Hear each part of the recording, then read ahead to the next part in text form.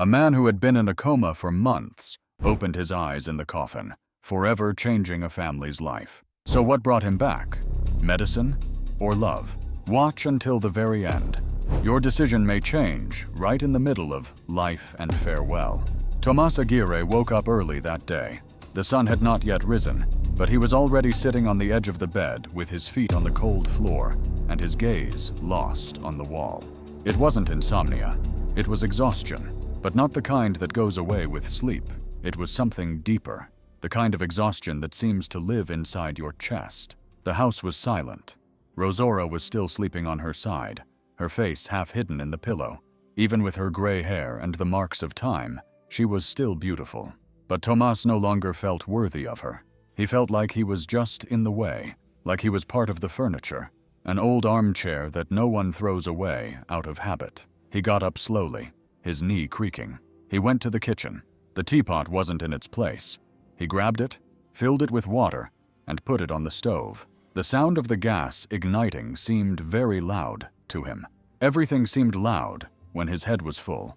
He sat down at the table with a cup of black coffee without sugar. He stared into space for a long time. The cracked wall, the worn curtain, the silence broken only by the noise of the kettle. Then the clock. Tick-tock, tick-tock. "Black coffee again, Dad," said Veronica, entering with eyes full of concern. Tomas didn't even respond. He just shrugged. She approached and pulled out a chair. "Mr. Miguel from the market asked about you. He said you don't go there anymore." "Why should I? I don't have anything to buy or any money," he said without looking at her. Veronica sighed wearily. It was already the fourth argument of the week, and it was only Tuesday. "We're trying, Dad, but you're not helping. You spend all day sad, complaining about life, as if we were to blame for everything that went wrong."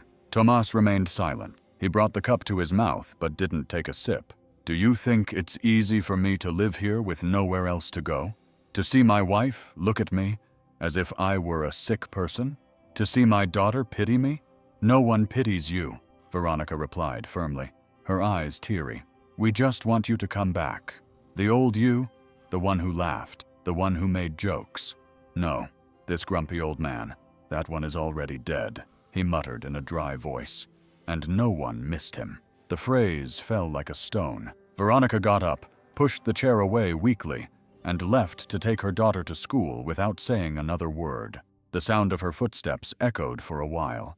Tomas remained there, alone. Just him and the bitter coffee.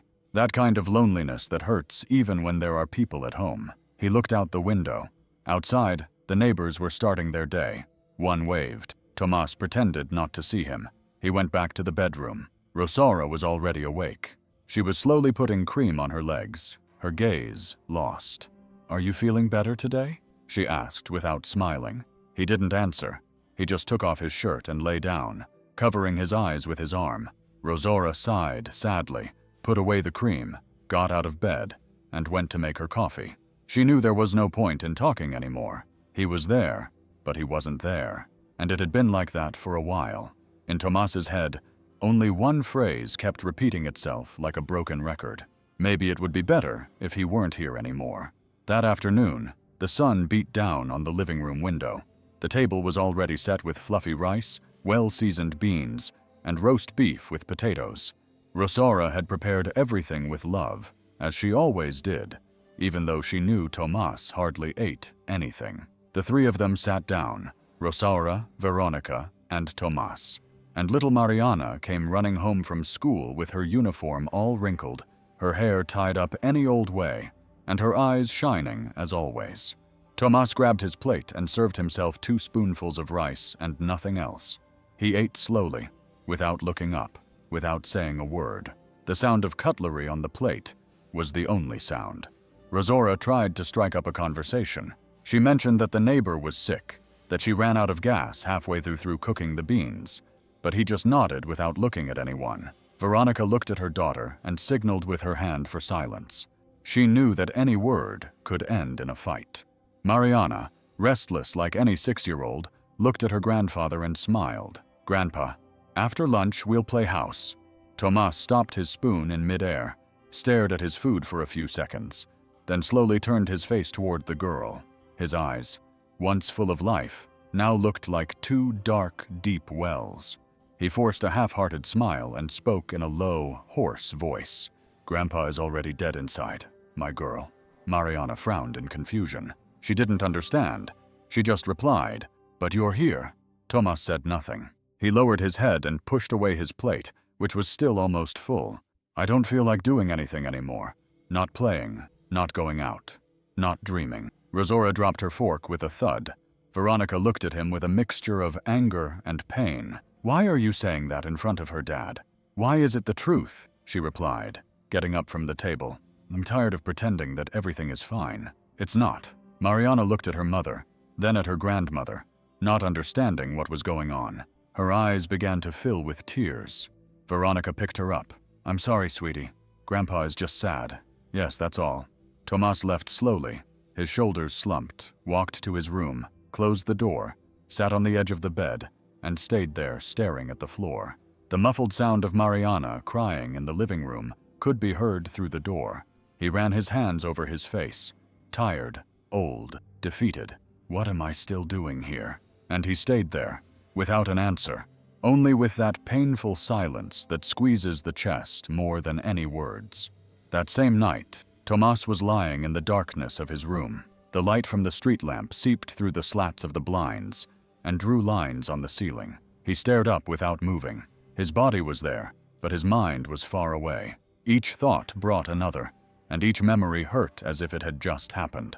The fights with Veronica came like stabs, one after another, clear, vivid, as if they were happening again. He remembered the time she came into the living room screaming, throwing receipts on the table. "Dad, the electricity bill is due, and so is the gas bill." Mom had to ask the store for credit again. "You're not going to do anything." Tomas didn't answer. He just closed his eyes tightly, as if he wanted to disappear. She continued, "You don't understand that we can't take it anymore, that it's very difficult, that we can't take it anymore." He tried to explain himself with a broken voice. "I tried, honey. I tried my whole life, but now I don't have the strength for heavy work anymore." "Well, yes, Dad. Everyone tries, but no one has the right to give up halfway and put the burden on others." Tomas remained silent at that moment. He didn't say anything else. He just got up and went to his room. He lay down on his side as usual, turning his back on the world. Another memory came to mind, an older one. The time he sold his wedding ring to help Veronica pay for a course. She didn't even know. Only Rosora did. And even so, one day his daughter threw it in his face. "You never did anything for me. All you knew how to do was work and yell." That hurt him a lot, because he knew it wasn't true. But he also knew he had failed many times. And now, lying there, he felt as if all his efforts were worthless, as if time had taken everything away. Respect, value, even love. He felt like a nuisance, a useless old man in a house full of life, just another body to take care of, a burden. "I used to be a man, now I'm just a problem," he thought, his eyes filled with tears. He closed his eyes and whispered softly, "God, why am I still here?" And silence answered him, only the distant sound of a car passing by on the street, and his heart beating slowly, like someone who is tired of trying. Tomas spent the next day in silence, not even leaving his room, only responding with a when Rosora asked him if he wanted to eat. The plate remained there on the corner table, growing cold. He sat on the edge of the bed with his head down, looking at his hands. They were no longer the same. The grease stains from his work as a mechanic, the calluses, the crooked fingers, now looked weak, useless. Hands that had once worked hard, now trembling even to open a drawer. After a while, he got up slowly, went to the dresser, and pulled out the bottom drawer. He took out an old hardcover notebook, covered with faded blue contact paper. He sat back down, opened it to the first blank page, grabbed a promotional pen that still worked, and sat still for a while, staring at the page. He took a deep breath and began to write. "If one day I leave, I don't want you to cry too much, or to remain tied to me." He paused. His hand was shaking a little. He looked out the window. Outside, he could hear his granddaughter laughing as she played. That made his chest tighten. "I don't want machines. I don't want tubes. I don't want a hospital bed. I wasn't born to be cared for. I was born to care for others. And when I can no longer do that, It will be time for me to go." He wiped his eyes with his shirt sleeve. He continued writing with shaky but steady handwriting. "Let me go in peace. I would hate to be a burden to you. I would hate for you to remember me as a body lying there full of wires. I've been tired for a long time. I just want to rest." He paused again. A tear fell directly onto the page, smudging the ink. "Don't think I don't love you. I love you with all the strength I still have. But to love is also to know when to let go, and I am letting go." He signed Tomas Aguirre at the bottom. He folded the paper carefully, got up slowly, went to the closet, and put the letter in an empty medicine box on the top shelf. He stared at the box for a while, his hand still there, as if he wanted to touch that future he already felt was near. Then he sighed. "When I leave, let it be light," he said softly, alone in the room, his eyes moist and his heart tight. He lay down slowly, looked at the ceiling, and in that silence, he felt determined for the first time in a long time. The day dawned cloudy. It was neither very cold nor very hot. Tomas got up early, before everyone else. He got dressed quietly, put on his worn shoes, grabbed the old cap hanging on the doorknob, and left the house without making a sound. Rosaura was still asleep. So were Veronica and his granddaughter. No one noticed. He walked slowly down the street, as if he were in no hurry to get there. He passed the little corner store, the closed newspaper stand, the empty bus stop. The neighborhood was just waking up. The streetlights went out one by one as he walked. His face was serious, his steps heavy but steady. It took him over an hour to reach the cemetery. The entrance was simple, a rusty gate with a crooked cross hanging from it. The caretaker was already sweeping leaves. Tomas just nodded and kept walking.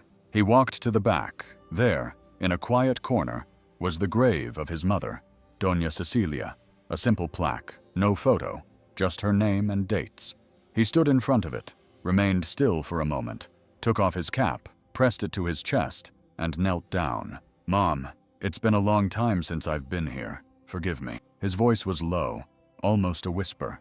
He ran his hand over the cold stone, as if he were touching her skin. "I remember everything, you know. Our little wooden house, the nights we slept huddled together, all on the same mattress. But you sang, and I slept happily." A tear fell slowly, unhurried, as if it had been waiting years to come out. "We had nothing, but we had peace.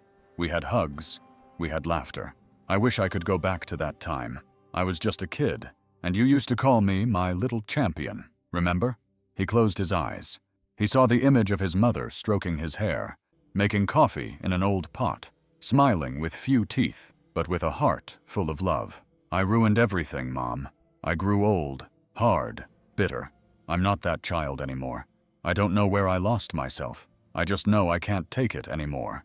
Inside me, it feels like everything has shut down." He knelt closer, resting his forehead on the cold tombstone. He cried. He cried like a child, without fear, without shame. His chest trembled. "Take me, Mom. Only you knew how to make me sleep in peace." He stayed there for a long time. Then he got up slowly, as if his body had aged 20 years in a few minutes. He wiped his face with his shirt sleeve. He looked at the gravestone one more time. "I'm leaving now, but if you can, wait for me." "Yes." He put his cap back on and walked away with his head down, his hands in his pockets. Tomas was already on his way back, walking even slower than when he left, his legs heavy and his chest feeling full of stones. The road was the same, but now everything seemed further away. The world out continued at its own pace, but inside him, everything had stopped. He passed a square with old playground equipment. A child was kicking a ball by himself. He stopped for a moment and watched. He remembered playing soccer with his brothers in the dirt yard, barefoot, shouting with joy for every goal. A smile almost appeared, but it quickly faded. He kept walking. His forehead began to sweat, even though the day was still cloudy. It was harder to breathe. He stopped. He leaned against a low fence, trying to hide it. He looked around. No one he knew. He tried to take a few more steps.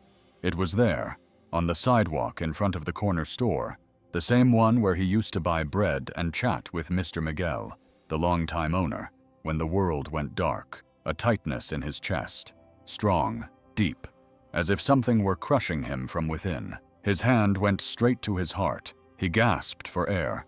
stumbled, tried to grab the pole, but couldn't. He fell sideways, hitting his shoulder against the ground, his eyes open, unable to close them, his mouth half open, trying to draw in air that didn't come. People began to gather around. A young man shouted, "Call an ambulance, quick!" A woman knelt beside him. "Sir, can you hear me?" "I'm okay." But he was no longer responding. He lay there on the sidewalk, his body still, but his eyes open, staring at the sky, as if he still wanted to see the mother he had just visited, as if he had been caught up in that farewell he had said back there. And in that instant, his world stopped. Cars passed by, people ran, but for Tomas, everything fell silent. The ambulance arrived in less than 5 minutes. Tomas's body was still there, lying on the sidewalk in front of the little store, his eyes open, his skin already beginning to turn pale. 2 paramedics ran down, opened the stretcher, and began procedures right there on the hard sidewalk. "He's in cardiac arrest. Get the defibrillator ready," one of them shouted. They placed the electrodes on Tomas's chest, while the other began to massage his heart. His chest rose and fell forcefully under the paramedic's hands, as if his body were fighting to come back. 1, 2, 3 shocks. Time seemed to run faster there, but every second felt like an entire day. Inside the ambulance, the noise of the equipment filled the space. The monitor beeped at an unstable rhythm, low blood pressure, irregular heartbeat, almost no oxygen, but they didn't give up. One of the paramedics held his hand, squeezing it gently. "Hang in there, sir. You're not leaving today." By the time they arrived at the hospital, they had already done everything they could on the street. The emergency team sprang into action. Doctors, nurses, everyone moved quickly. Torn shirt, needles in his arms, oxygen mask, more shocks, more injections. A young doctor with a worried look on his face performed direct massage with his own hands. Sweat dripped down his forehead. "Come on, Don Tomas, come on." Until, after one last dose of adrenaline, his heart started beating again. A long beep turned into spaced-out heartbeats on the monitor. One of the doctors let out a loud sigh. Stable heart rate, blood pressure rising, good oxygenation. Everyone took a small step back. It was like winning a battle, but then they realized. He was alive, but unresponsive. He didn't respond to stimuli. Dilated pupils. No reflexes. Nothing. They ran more tests, shone lights in his eyes, talked to him, played sounds. Nothing. Tomas's body was stable, but it seemed as if his mind had gone far away, as if his soul had not yet fully returned. They took him to intensive care with all the machines connected, heart monitor, respirator, IVs. The team stood watching, silence. One of the older doctors spoke quietly to the nurse. "The body wants to live, but the mind has not yet returned." Tomas was there, but at the same time, he was not. Like a radio turned on without sound, like a house with lights but empty. And so he entered a place between 2 worlds, neither fully alive nor completely absent. The news came in the afternoon. The doctor called Rosora and Veronica into a small room with light-colored walls and hard chairs. It was one of those corners of the hospital that everyone knows, where no one goes to hear good news. The doctor spoke calmly, but each word weighed a ton. "Mrs. Rosora, your husband is in a deep coma. His heart is fine. He is breathing with assistance, but his brain is not responding." Rosora put her hand to her mouth. She sat there for a while, trying to understand what that really meant. Veronica squeezed her eyes shut as if the world were spinning. "And can he wake up?" she asked in a low voice. The doctor hesitated and took a deep breath. "The chances are very slim. It can happen, but it's unlikely. I'm sorry." Rosora began to cry right there, sitting with her hands in her lap. Her crying was quiet but deep, as if she already knew what was going to happen, but didn't want to accept it. Veronica remained still. She stared at the floor, her heart beating fast, her throat tight. Later, in the hallway, with the smell of alcohol in the air and the sound of stretchers passing by from time to time, the two leaned against the wall, side by side. Rosora spoke softly, without stopping. "I should have noticed. I should have paid attention." He had been giving up for a long time. Veronica couldn't look at her mother. Her hands were clenched, trembling, and when she managed to speak, her voice came out broken. "Mom, it was me. I treated him badly. I said horrible things to him. I spoke to him angrily, as if he were a burden, but he was my dad." She couldn't go on. She cried with her head down, her face in her hands. Rosora looked at her with red eyes and pulled her toward her. "You only realize it when you've already lost." The two of them hugged each other there in the middle of the hallway. The hug didn't take away the pain, but it was all they had. Inside the intensive care unit, Tomas remained motionless. The machines beeped steadily. His chest rose and fell slowly, but his gaze remained distant, as if he were somewhere else, a place only he could see. That night, Rosora returned home just to pick up some clothes and medicine. The hospital would let her sleep next to Tomas in the intensive care room in an uncomfortable chair, but she didn't want to leave there for anything in the world. Veronica stayed at home for a few hours, taking care of her daughter and trying to keep her head in the right place, but her heart remained heavy, thinking about what she had already said and what she never had the courage to say. As Rosora took the medicine out of the bedroom closet, she accidentally knocked over an old box that no one had touched in years. When she opened it, among old papers and medication instructions was a carefully folded letter with her name written on the front. "For my family when I'm gone," it said. Veronica called out. The two of them sat down on the edge of the bed. The silence was so great that you could hear the ticking of the clock on the wall. Veronica took the letter with trembling hands, took a deep breath, and read aloud. "If I ever leave, I don't want you to cry too much or remain tied to me." Her voice broke a little, but she continued reading. "I don't want machines. I don't want tubes. I don't want a hospital bed. I wasn't born to be cared for. I was born to care for others. And when I can no longer do that, it's because my time is up." Rosora clutched a handkerchief tightly in her hands, her eyes filled with tears. "Let me go in peace. I would hate to be a burden to you. I would hate for you to remember me as a body lying there covered in wires. I've been tired for a long time. I just want to rest." Veronica stopped, closed her eyes, and cried right there, without saying anything. Then, with a hoarse voice, she finished. "Don't think that I don't love you. I love you with all the strength I have left. But to love is also to know when to let go, and I am already letting go. Tomas Aguirre." She folded the letter slowly with her hands, wet with tears. They were silent for a few seconds. Rosora looked up at the ceiling as if she were talking to someone up there. "You were never a burden, Tomas. Never." Veronica just kept repeating, "Dad, forgive me." At that moment, the letter became more than just paper. It was his voice there. It was a farewell full of love, a farewell that hurt in the chest, but also embraced. The atmosphere in the hospital was heavy. With each passing day, Tomas remained there, motionless, trapped between wires and the sounds of machines, his face calm, as if he were sleeping, but without reacting. The doctor called Rosara and Veronica again. They went to the same cold room as before. He spoke carefully but directly. "Ladies, several days have passed. There is no significant neurological activity. We can keep the machines running, but perhaps it is time to consider another option." Veronica swallowed hard. Rosara closed her eyes tightly. The words were like knives. "Do you mean to disconnect the machines?" The doctor nodded with a heavy look. "There is no right decision, only a humane one." When they left the room, Veronica was pale.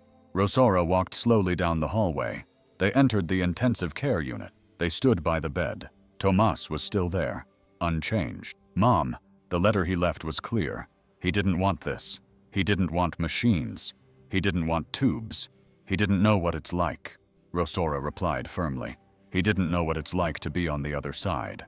To see someone you love like that, and not be able to do anything. He didn't know, but he asked for it. He wrote it with his own hands.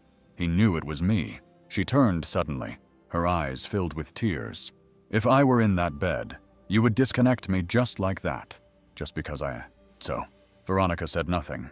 Rosora approached the bed, caressed Tomas's face lovingly, then looked at her daughter, her voice trembling. "He's not the only one in pain. I am too, and deeply. If he loves me, as he said in that letter, then he understands what I'm going through." Veronica took a deep breath, trying not to cry. "I just don't want him to be trapped. He's not here anymore, Mom. And if he is, Rosora replied, looking at her daughter's face. And if he's just waiting for a gesture, a sign of affection, a word. The two of them stayed there, one wanting to let go, the other holding on with all her strength. Between them, Tomas, silent, unable to choose, unable to speak, just being loved in the hardest, purest, most human way there is. Time passed without warning, without mercy. 1 month, 2, 3. Life outside went on as usual, but inside Tomas's house, everything stopped. The living room, which used to smell of freshly brewed coffee and sound like a whistling pot, now smelled empty. The TV stayed off all day. The clock on the wall continued to mark the time, but it seemed to mock the silence that filled everything. Rosara no longer woke up early as she used to. She stayed in bed late, staring at the ceiling with eyes dry from crying so much. In the kitchen, the spices were still there in a row, but the dishes were becoming simpler and simpler. Sometimes there was no food at all, sometimes just stale bread and water. She stopped cooking, stopped humming as she stirred the pots.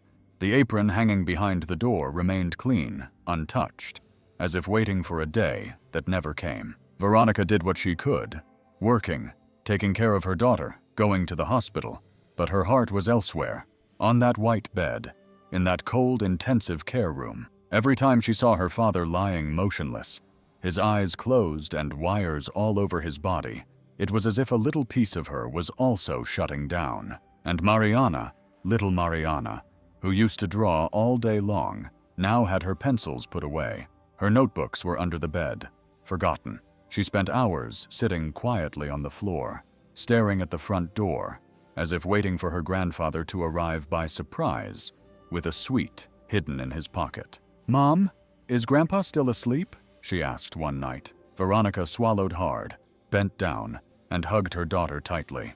"Yes, my love, he's still asleep. He'll wake up." Veronica closed her eyes and took a deep breath. "We're waiting, love, with all our hearts." Mariana lay down on her mother's lap and stayed there quietly, her little eyes open, staring at the ceiling as if sending a message to the sky. Tomas's house became a place frozen in time, as if the world inside were holding its breath, waiting for a miracle, waiting for him to return. That night, Rosaura sat in the armchair with a thin blanket over her legs and her body hunched forward. The fan spun slowly on the ceiling, and even though it was hot, she didn't take off the blanket.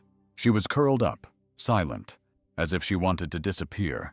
The light in the living room was dim, yellow, almost sad. Veronica arrived from the hospital with a tired face, left her bag in a corner, and stood looking at her mother for a few seconds, too weak to speak. Then she approached, sat down next to her, and remained silent as well, the two of them there together, not knowing what to do with so much pain. The only sound was the ticking of the clock on the wall and the fan creaking on the ceiling. After a while, Veronica spoke. Her voice was soft, tired, with a lump in her throat. "Mom." Rosora didn't answer. She just stared into space as if she already knew what her daughter was going to say. "He didn't want to live like this. You know that." The sentence hit her like a blow to the chest.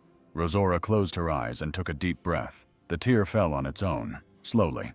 He wrote it in his own handwriting. "You read it with me." He didn't want machines. He didn't want tubes. He said he would hate for us to remember him like that. Months in that bed, in that hospital. Rosora clenched her fingers on the blanket, as if she were holding on to keep from falling into a hole. "I remember. Of course I remember. But it's hard, daughter. It's as if turning off that machine would turn off my heart too." Veronica turned to her with tears in her eyes. "But what we're doing is keeping him trapped. He's not here anymore, Mom. Only his body remains. The dad we knew, the one who told jokes, who made coffee in the morning, who hugged Mariana. He's not there anymore." Rosora began to cry silently. Veronica put her hand on hers. "I know it hurts. It hurts me every day too, but we have to do what he asked. Out of love, not fear."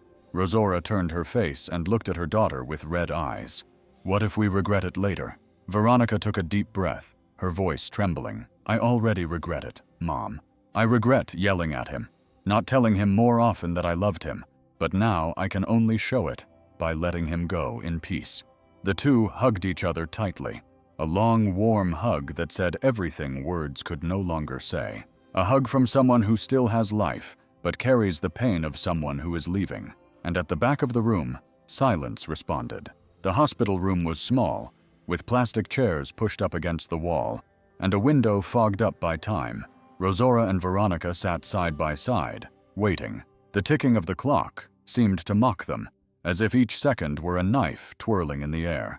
Rosaura's hands were clasped together, her fingers intertwined, as if she were praying without realizing it. Veronica stared at the floor with red eyes that had no tears left. The doctor entered slowly with a folder in his hand and a sad face.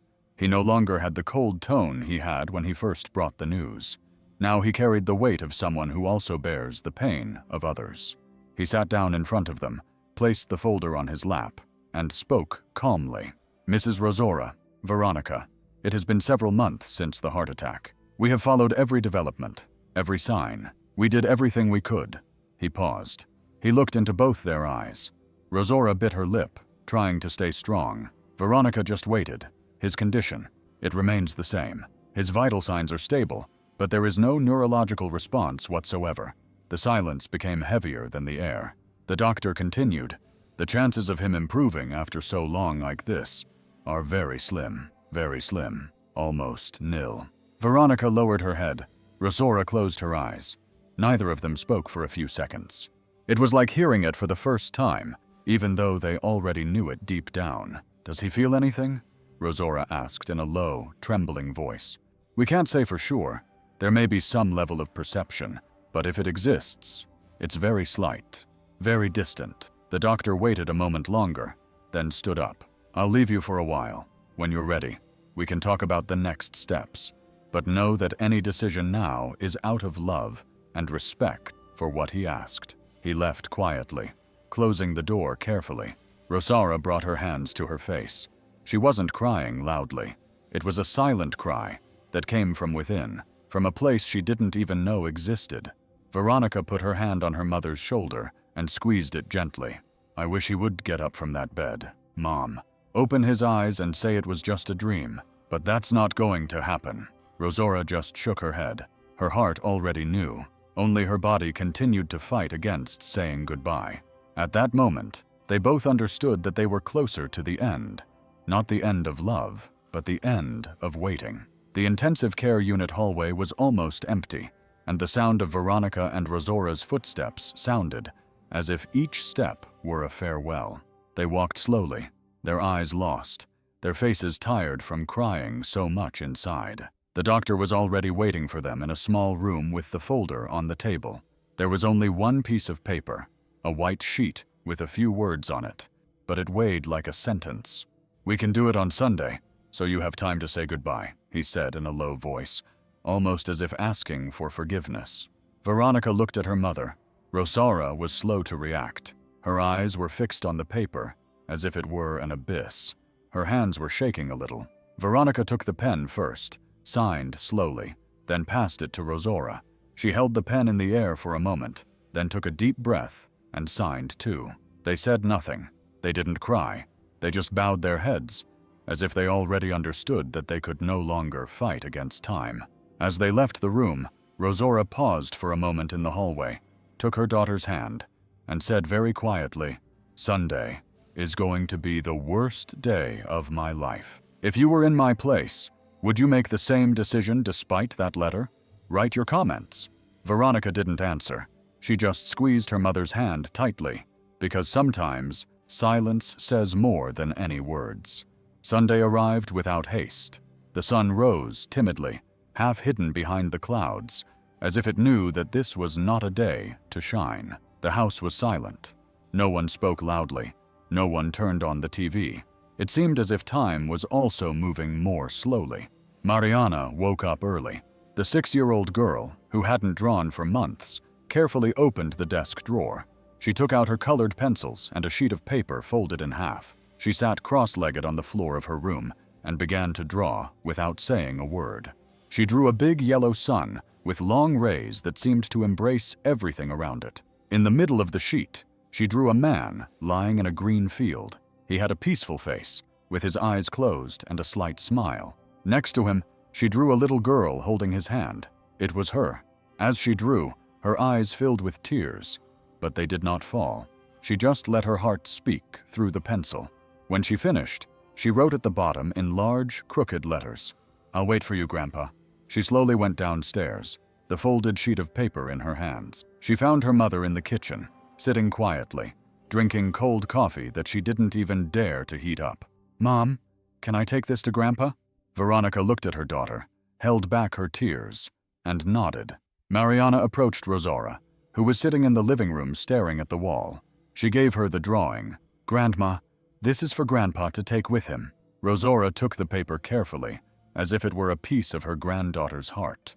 She opened it slowly, looked at the drawing, and began to cry softly. The tears fell directly onto the paper, staining a small part of the yellow sun. "He's going to like it very much, my love. Very much indeed." A short time later, the three of them left the house together. They didn't talk on the way to the hospital. Mariana held her mother's hand tightly, the drawing folded between her little fingers. When they arrived at the intensive care unit, Rosaura went in first, walked over to Tomas's bed, took the drawing from her granddaughter's hands, and placed it carefully on his chest. She smoothed the paper as if she were covering him with something sacred. "Look, Tomas, it's from our little girl." Veronica stood in the doorway, watching the scene with tears in her eyes. Mariana climbed onto a chair with her grandmother's help and leaned close to her grandfather's face. "You're just asleep, right, Grandpa? It's okay. I'll wait." Just like in the drawing, and in that room full of machines and silence, a little girl's love filled the space. A simple drawing that said everything that the heart could no longer say. At the end of that afternoon, the hospital grew even quieter. Sunlight streamed through the long windows of the ICU hallway and spread across the cold floor as if it were a slow farewell. At 5 o'clock, Rosaura nodded. The doctor respected her time. Veronica held her mother's hand tightly, as if trying to carry the weight that the body could no longer bear. The machines around Tomas's bed were turned off one by one. First the sound of the respirator, then the constant beeping of the monitor, and finally, total silence. Is this silence an end, or a sign of a new beginning? I look forward to your thoughts in the comments.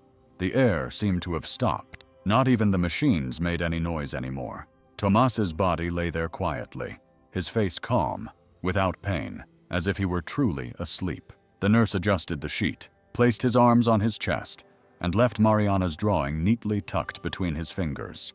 There were no longer any signs of life, no movement, no sound. But also, for the first time in a long time, there was no more suffering. Rosaura approached him, ran her fingertips over his face, and kissed his forehead gently. "Rest, my love. I will remember you standing there with your hands covered in grease, smiling at me at the door." Veronica held back the urge to cry until the last second. Only when she saw her father covered, about to be taken away, did her voice come out. "I love you, Dad. Even though I didn't say it much, I always loved you." The next morning, the house was full. People who hadn't been there in years knocked on the door with sad looks and warm hugs. The wake was held in the living room, as was customary. Tomas lay there in a simple suit in an open casket, surrounded by white flowers. With Mariana's drawing still on his chest, people arrived in silence. Some knelt, others just touched the glass. Soft sobs could be heard in the corners of the room, people hugging each other without saying a word. The neighbors who always saw Tomas sweeping the sidewalk were there. Mr. Miguel from the little store brought a bouquet with a handwritten note. He never stopped smiling, even though he was tired. Mariana, quiet, sat in a corner of the room with a doll on her lap. From time to time, she looked at her grandfather and drew in the air with her finger. Rosaura remained strong, greeting everyone and thanking them for their words. But when a childhood friend approached her and said, "He loved his family very much. You know that, right?" She cried for the first time in front of everyone. She cried as if she had lost half her soul. Veronica stayed by her mother's side the whole time. Sometimes she hugged Mariana. Sometimes she stood still, looking at her father's peaceful face, trying to commit every detail to memory.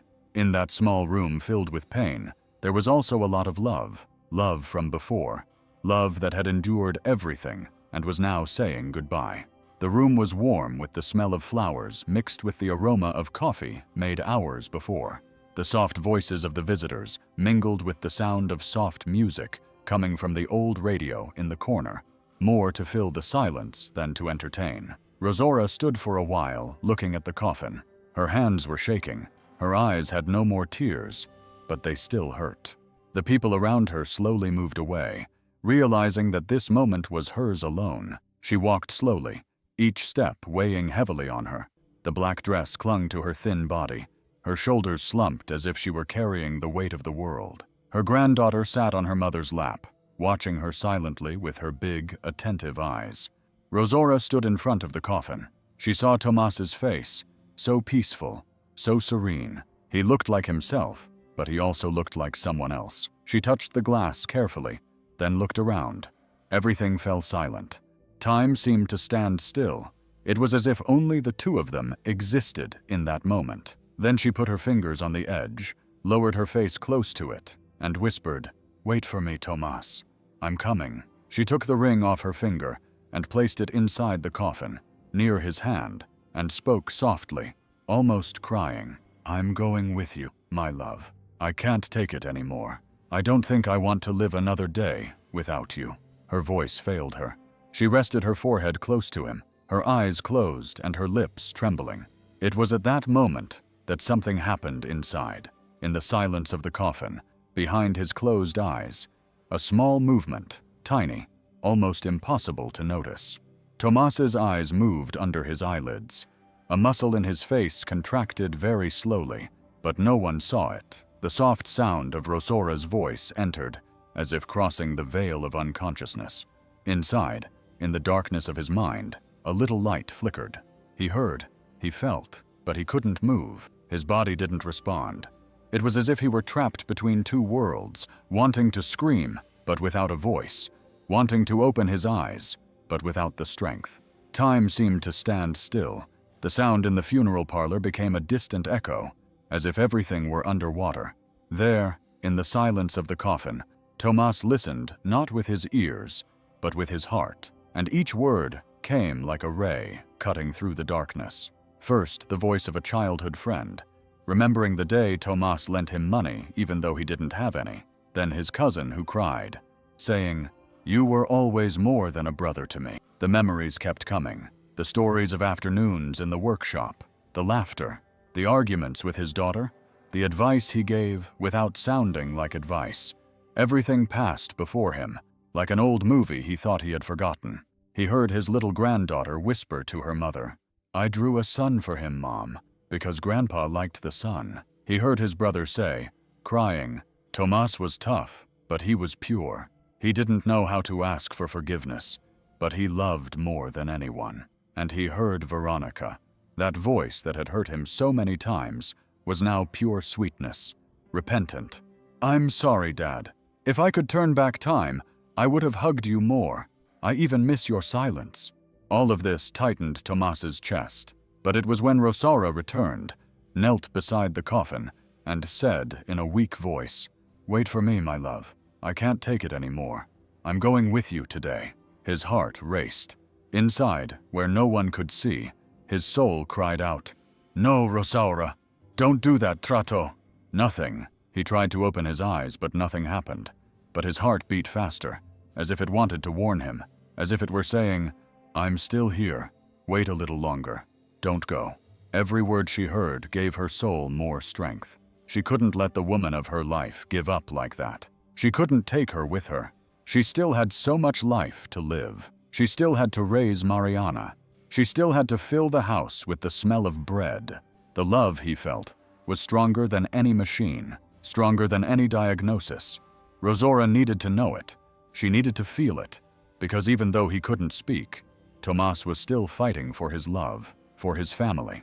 He wasn't going to let the farewell turn into a tragedy. He wasn't going to let the end be like that. The room was full of people, but at that moment everything seemed to fall silent. Mariana, with her tiny steps and the blue dress that Tomas liked, walked up to the coffin, crumpled in her little hands. Her mother tried to stop her, but Rosaura, her eyes filled with tears, nodded her head in permission. Everyone stopped. All eyes turned to her, but the little girl didn't even notice. She only saw her grandfather, the one who called her "my girl," who joked around with his dentures, who made up stories before bedtime. She came very close, stood on tiptoe, and placed the drawing on his chest, where the other one already lay, now a little blurred by her grandmother's tears.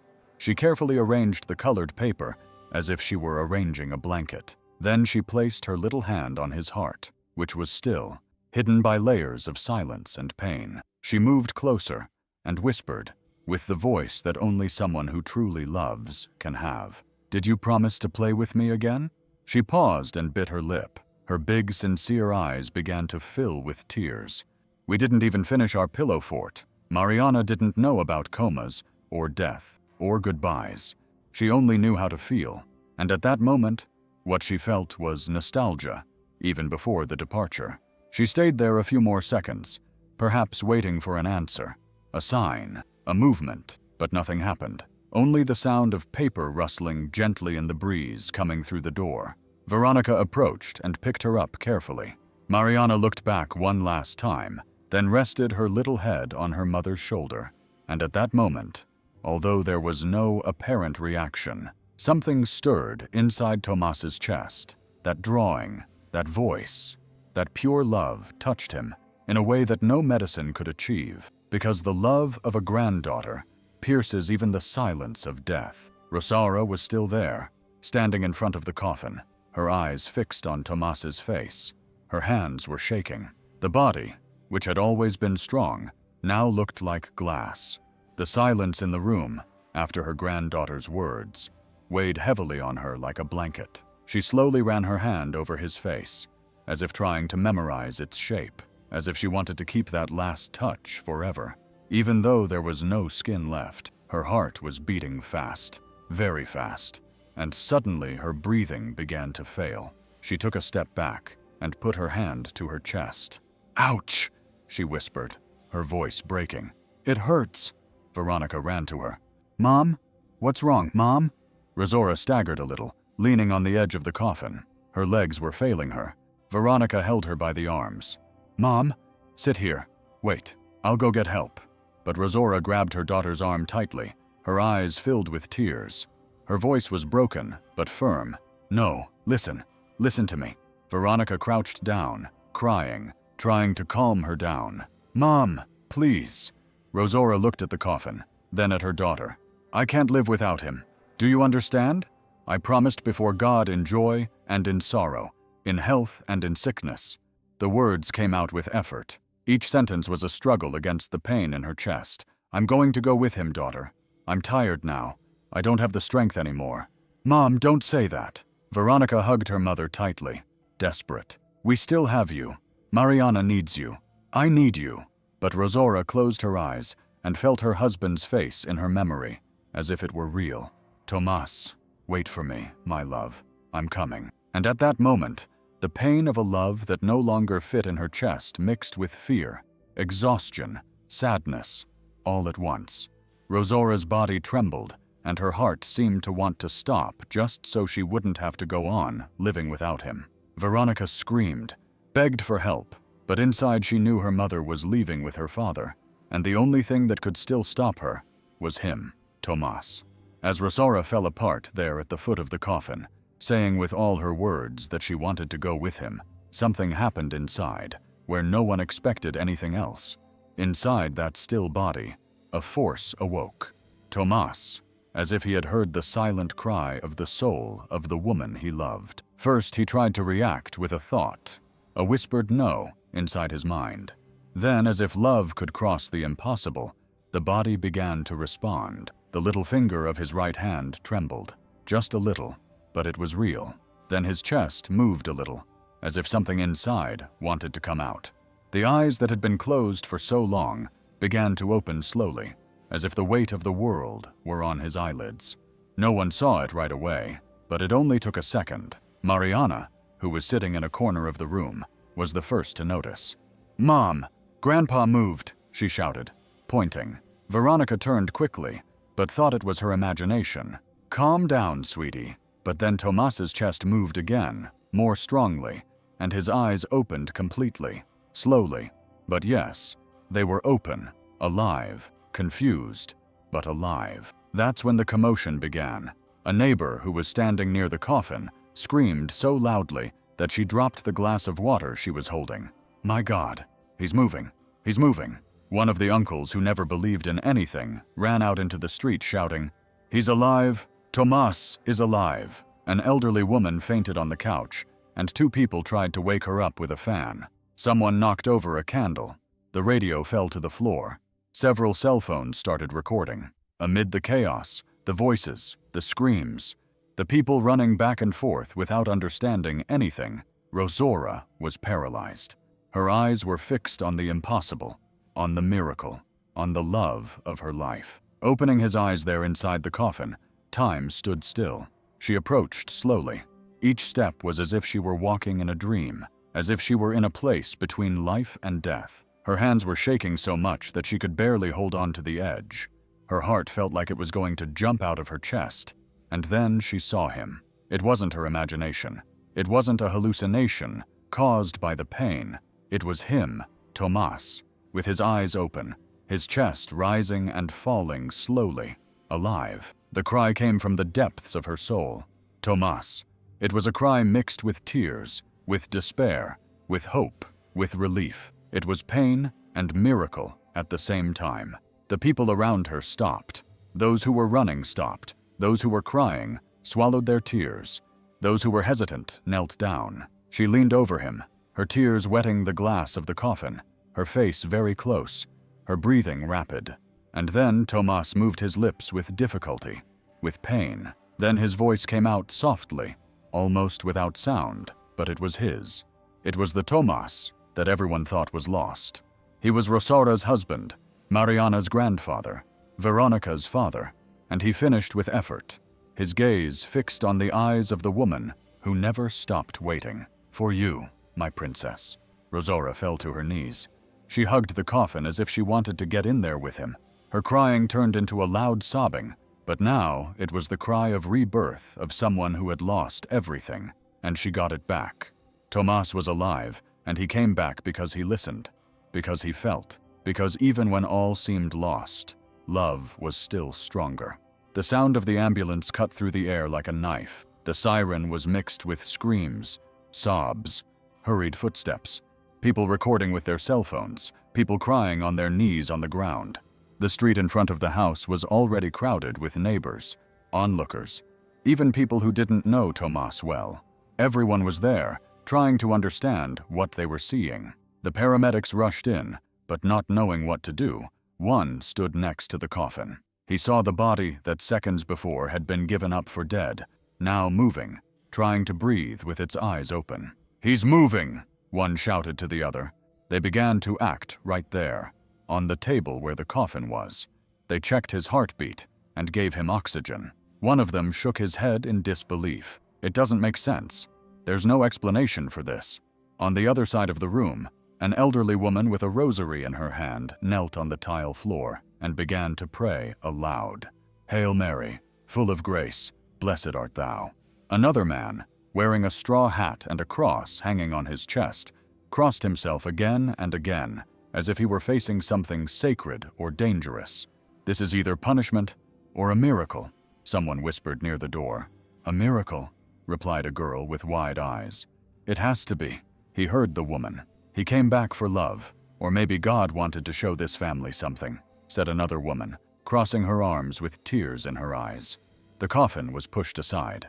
Tomas's body was now lying on the stretcher, alive, breathing, weak but conscious. His hand slowly squeezed Rosaura's, who was by his side without letting go for a second. Veronica cried silently. Mariana smiled, although she didn't quite understand what was happening. She just whispered, repeating it like a prayer. "I knew, Grandpa. I knew you were coming back." The ambulance drove away. Inside, surrounded by wires and machines, Tomas blinked slowly. His eyes met his wife's, and a faint voice came out again. "It wasn't my time. Not yet." And that day, the whole neighborhood saw how faith took shape, because when love is real, no coffin can stop it.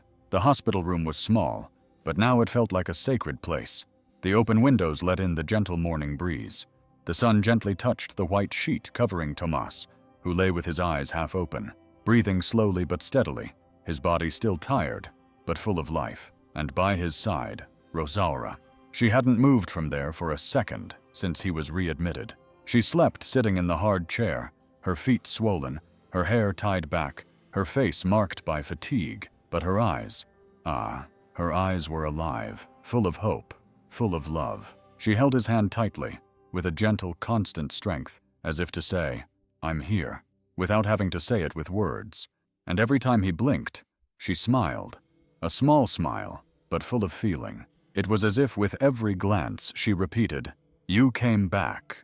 You came back for me." Sometimes she ran her fingers slowly over his arm, caressing him as she did when he came home tired from work. Other times she sang softly an old song that they used to dance to when they were young, just for him to hear, just for his soul to remember the way back. "You're not going to leave anymore. Do you hear me?" she whispered, squeezing his hand tighter. "Now you're with me. I'll take care of you, like you took care of me all my life." Tomas tried to speak, but his voice still didn't come out right. He only moved his lips and eyes, but that was all she needed, because she understood. Because when two souls truly know each other, silence also speaks. Veronica and Mariana came to visit him every day. The girl brought new drawings and showed them to her grandfather with pride. One of them was an even bigger son, with a house and a family holding hands.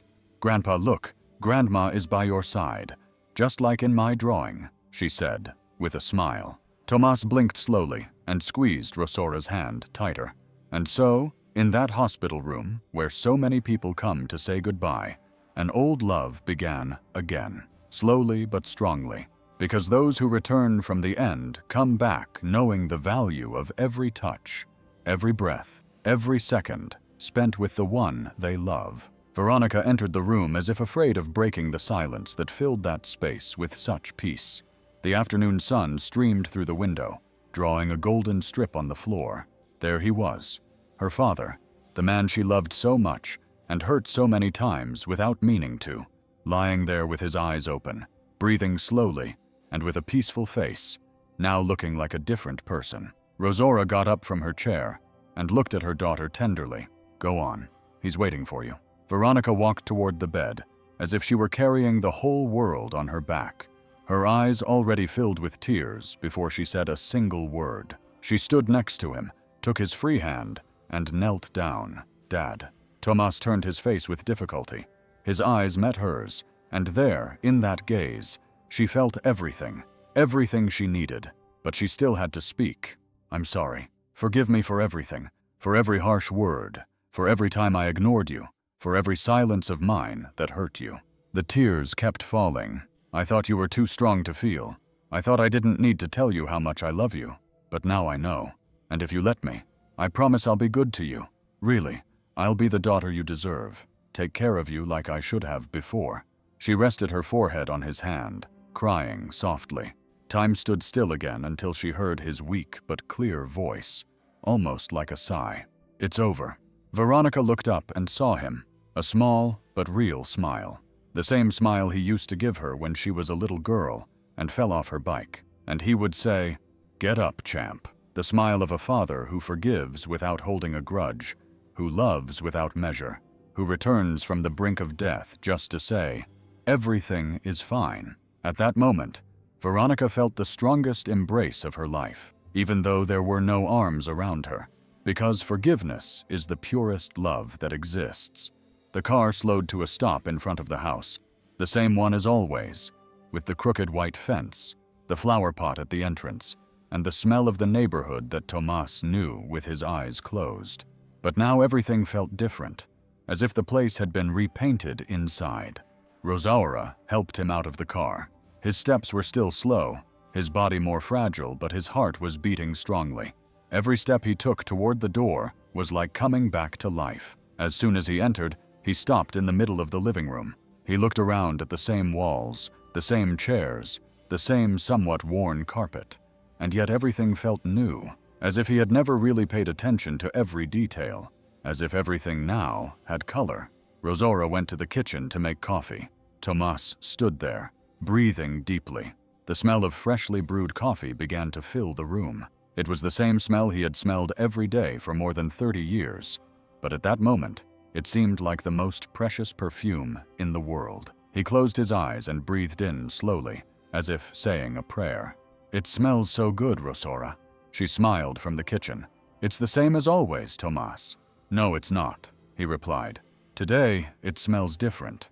Today, it smells like a miracle." He sat down in the armchair and slowly ran his hand over the arm of the chair, as if touching a treasure.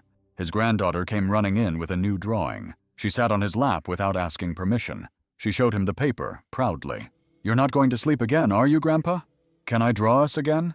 He laughed softly and stroked her hair. "Of course, my dear. Now Grandpa won't miss a thing." The smell of coffee spread throughout the house. The sun shone more brightly through the window, and Tomas, sitting there in silence, looked around and whispered to himself, "I'm back. And now I know why. Because sometimes you have to lose everything to appreciate even the smell of coffee." The afternoon sun made the sidewalk shine golden. Tomas was sitting on a low stool with tools scattered around him. The bicycle was old. It had been lying at the back of the yard for years, the seat broken, the tires flat, the chain rusty. But to him, it was a treasure. It was the welcome back gift he wanted to give Mariana. Something simple, but full of love. He cleaned each piece patiently. Every time he turned a screw, he felt like time was turning back. His fingers hurt, his body tired quickly, but he didn't complain. He just smiled. His granddaughter was nearby, sitting on the doorstep, her eyes wide open, watching his every move. "Is it almost ready, Grandpa?" she asked every 5 minutes. Tomas laughed. "Almost, my girl. A princess can't go out cycling without being sure that everything is okay." Rosora watched the scene in silence from the window. Her heart was filled with every gesture of her husband, with every laugh of her granddaughter. It was as if time had been reconciled with life. After more than an hour, Tomas got up with effort, wiped his hands with a rag, and said, "Ready. Now let's see this champion in action." Mariana jumped for joy. He held the bike, helped her get on, adjusted the handlebars, his hand firmly on the back of the seat, his gaze attentive, and she, her eyes full of courage, began to pedal. "Ready, ready, then go." He pushed her slowly. The bike wobbled. The girl leaned forward and pedaled hard. Tomas let go of the bike without her noticing, and suddenly she was riding on her own. "Look, Grandpa!" she shouted with her arms outstretched and a huge smile. "Can I do it?" Tomas stood still in the middle of the yard with his hand on his chest, his eyes filled with tears, and laughed. He laughed like he hadn't laughed in a long time. "I knew it. You're my champion." My Mariana turned around and ran back. She threw herself into his arms with all her might. He hugged her as if he wanted to stop time right there. At that moment, everything made sense. Every pain, every tear, every miracle. Because seeing his granddaughter ride a bike for the first time was more than a gift. It was proof that he had returned to experience what really matters. The night fell quietly. The sky was clear, with few stars, but the air had a calmness that made the house feel embraced by time. Only the lamp was on in the living room. The TV was off. The silence was beautiful. The silence of someone who had already cried all they had to cry, and now just wanted to feel. Tomas was sitting in the armchair with a light blanket over his legs. Rosara beside him. She had started looking at a photo album, but little by little, exhaustion overcame her. She leaned slowly on his shoulder, and without realizing it, fell asleep. Her head fell softly on his chest, as if it were the safest place in the world, and it was. Tomas didn't move. He stayed there very still, his arm around her. His other hand slowly ran through the gray hair he loved so much. He could smell the cream she had always used, the same one from when they were young, the same one from when they danced for the first time at that simple neighborhood party. He looked at her face, the marks of time, the little wrinkles, her closed eyes. All of that was sacred to him. Every line on that face told a story he had lived with her. He slowly stroked her hair with his fragile but loving fingers, rested his chin on the top of her head, and whispered very softly, just so she could hear him in her sleep, or so her soul could hear him. if her body couldn't. I know what I live for. The words came out with a lump in his throat, but with the certainty of someone who had returned from the end to understand what really matters. It's for you, Rosaura. It's for this moment here. It's for this quiet love that no one sees, but that keeps everything standing. The clock on the wall ticked. The whole house seemed to listen to that meaningful silence. Mariana slept in her room. Veronica read a book, but there in the living room, two hearts beat together as before, as always. And Tomas, who had lost the will to live, now knew the reason for everything. It was to be there, caring, loving in silence. The table was set as it had been for a long time, but it couldn't be seen. The white tablecloth, slightly yellowed by age, had been ironed with care. The cutlery sparkled. The plates were from the good set, saved for special occasions. In the center was a simple arrangement of flowers from the garden and two lit candles that moved gently in the breeze from the half-open window. The kitchen smelled of home cooking, the kind that only the heart knows how to make. Rosaura stirred the pot with a discreet smile on her face. Meanwhile, Mariana helped set the table, folding the napkins crookedly, as only a child can do. Tomas sat at the head of the table, watching everything with eyes full of gratitude. He lived every second as if it were a miracle, and it was. Soft music came from the old radio, playing a romantic song from the 70s, the kind they used to dance to at neighborhood parties. The living room was full of life. It was a simple night, but with the weight of eternity, because everyone knew how hard it had been to get there. Veronica poured the juice, sat down next to her dad, and remained silent for a while. She looked at him with eyes full of tears, unable to hide her feelings. Tomas, with a calm look on his face, took her hand under the table. "Dad," she said suddenly, her voice breaking. Everyone fell silent. Rosaura sat down.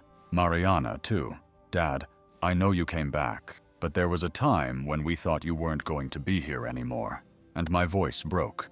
I would never have been able to forgive myself. Tomas squeezed her hand silently, because I let you go thinking that all I knew how to do was yell at you, complain, turn my back on you, without hugging you, without telling you that you were the best dad I could have had. She cried without sorrow, without haste. She cried with her heart. You were strong for all of us. You worked in silence. You loved in silence. And I only saw that when I almost lost you. Rosaura was also crying with a crumpled napkin in her hands. Mariana, not understanding everything, got up and went to her grandfather. She rested her head on his shoulder and stayed there. Tomas took a deep breath and wiped his face with the handkerchief from his shirt pocket. He looked at his daughter with a gentle smile and said, "I never left, my daughter. I was just waiting for you to see me again." The music continued to play. The candle flickered, and there, in that simple room, love hung in the air like perfume. A quiet, sincere love that was now recognized. Because sometimes a family dinner is worth more than a lifetime of unspoken words. Sometimes we live as if we had plenty of time, as if our days were guaranteed, as if hugs could wait, as if "I love you" could be said later. But time waits for no one. Tomas almost left, and it was there, lying between life and death, listening to his wife's tears, his daughter's regret, his granddaughter's pure love, that he understood what really matters. It's not the bills paid, nor the battles won, nor the silence filled with pride. What remains is the simple gesture, the cup of coffee on the table, the hand that holds the other in a moment of pain, the look that says, "I'm with you," without the need for words. That is what fills a life and can also save it. Tomas came back, and he came back different. He came back with a new outlook, with a light heart. He came back knowing that sometimes you have to die inside, outside, in your soul or in your body, to truly wake up. Now he lives each day as if it were his last, because it ima. Who and what did this story remind you of? Write that person's name and the sentence you want to say to them now in the comments, and send this story to that person. Like the video, subscribe, and turn on notifications. Don't miss the next story.